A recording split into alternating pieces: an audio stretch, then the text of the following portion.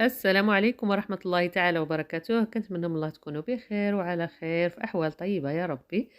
الوصفة اليوم سهلة مهلة جد بسيطة، كتجي لذيذة بزاف وما كتاخدش وقت، كتجي مقرمشة بحشوة لذيذة واقتصادية في نفس الوقت.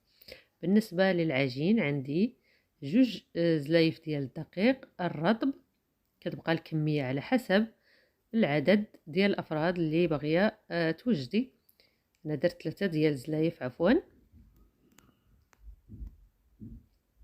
قبيصه ديال الخميره ديال الحلوى، قبيصه فقط، راس المعلقه، معلقه ديال الخل والملح.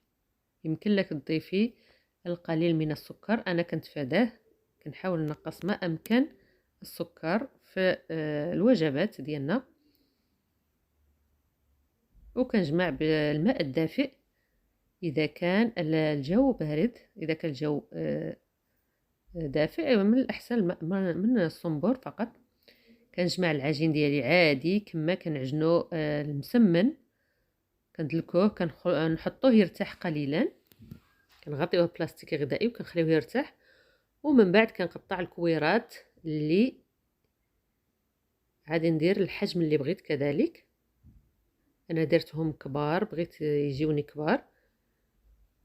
بالنسبه لهذه الوصفه ما كتاخذش وقت بالمره، يعني كتوقف في الكوزينه او في دقائق معدوده كتوجد هاد المعمرات. بالنسبه للحشوه عندي اقتراح فقط، يمكن لك تعوضي الدجاج باي حاجه اخرى كما كنقولها دائما. كتبقى هذه اقتراح فقط. يمكن لك تعوضيها بالسمك. انا عندي هنا صدر الدجاج والخضيره، كنقطعها قطع صغيره جدا. كنكمل الكميه بتقطع مربعات صغيره. كنقطع كذلك البصل، انا درت في الخضر البصل والفلفل والجزر والقريعه حتى هي. بالنسبه للجزر والبصله غادي نشلضهم مع الصدر ديال الدجاج، والقريعه والجزر كنحكهم كما العاده. هذه الحشوه عندي مفضله، داكشي علاش كنوجدها في بزاف ديال الانواع ديال الحشوات. كندير الملح والزيت الزيتون. انا كبيت الزيت، ما كانش تصور لي هذه اللقطه هذه. الفلفل الاسود والزعتر والفلفل الاحمر الحلو تحميره. كنحك الزعتر وكنحطو يتشحر لي حتى كترخى هاد الحشوه. كنحطهم يتشحروا. انا غادي نحك في هاد الاثناء الجزر والقريعه. كنقطع العجين ديالي كويرات.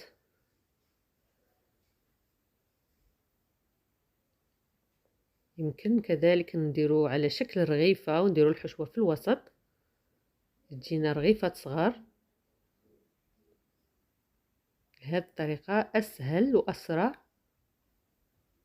غادي تستغني على الوقوف لمده طويله في المطبخ. كما كتشوفوا كنقطع الكويرات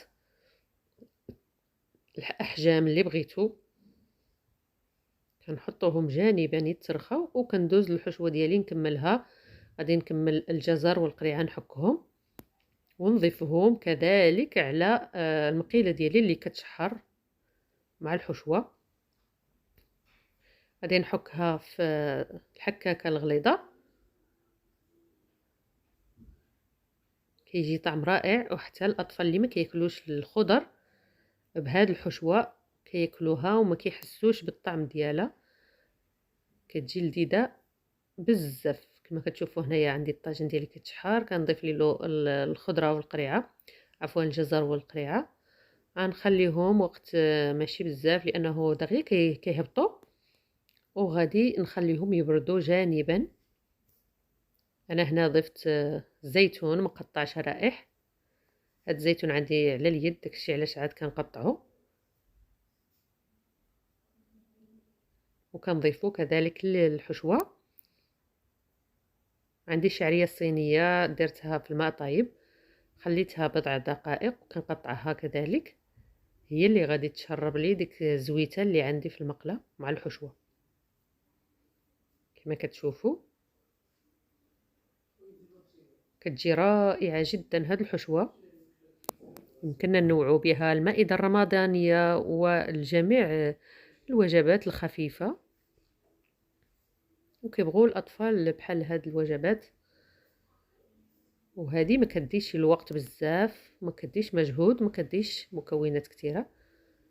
ما كتشوفوا كنجمع الخليط مع الشعريه الصينيه. يمكن لك تستغنى على الشعريه الصينيه. كما كتشوفوا هي عندي مع المطايب مع القليل ديال الملح.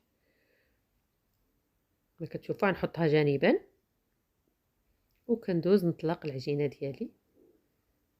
انا عندي هنا النشا والزبده فقط والزيت عفوا.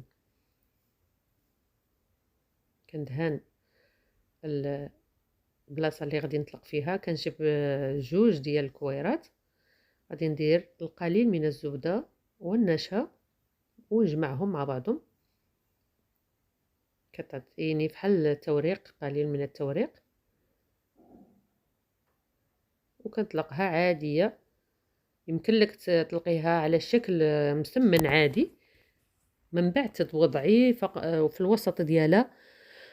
ديك الساعه توضع في الوسط ديال الحشوه. انا تفضلت نبسط ما امكن، خصوصا في رمضان كيكون الجهد يعني الانسان كيقتصر الوقوف في المطبخ كتير.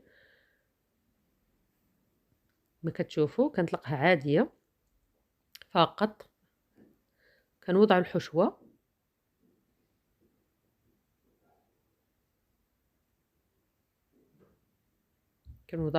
جانبا. كيجيو عامرين ولذيذين بزاف. يمكن لك توضعي الاجبان كذلك، فرماج مثلثات او الفرماج الاحمر كيعطي بنه رائعه. انا ما بغيتش نكثر من المكونات. كما كتشوفوا كنجمع الجوانب باش ما تخرجليش الحشوه، وكنلفها عاديه بحال باكيط. كما كتشوفوا باش ما تفتحش فقط. بهاد السهوله وبهاد البساطه كما كتشوفوا فقط. كندوز نكمل الكميه اللي عندي كامله. كندهنها بالبيض. يمكن لك تضيفي البيض قهوه سريعه الذوبان او صوجا، سائل صوجا، او القليل من الفاني فقط، او قطرات الحليب. كندهنها ونرشها بالقليل من الزنجلان. هذا التزيين كيبقى اختياري كذلك. كندير هاد العلامات اللي غادي تسهل عليا نقطعها من بعد، وكنحطها جانبا. كندردر عليها الزنجلان. يمكن لك تدردر عليها اي حاجه بغيتيها. المهم كيبقى الشكل اختياري.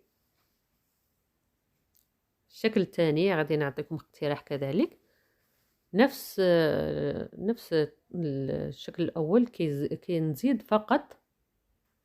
عندي نقطعها في الجوانب فقط. هنا عندي الحشوه درت لها الجبن مثلثات كيجيها رائع جدا جدا.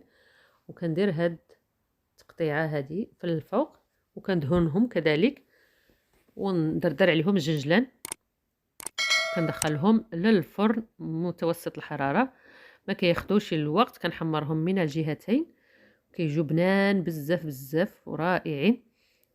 واللي معنا اول مره ما تنساوش الاشتراك في القناه وتدعمونا بزر لايك. وشكرا لكم بزاف بزاف. والشكل النهائي كيجي روعه وبالصحه والراحه للجميع.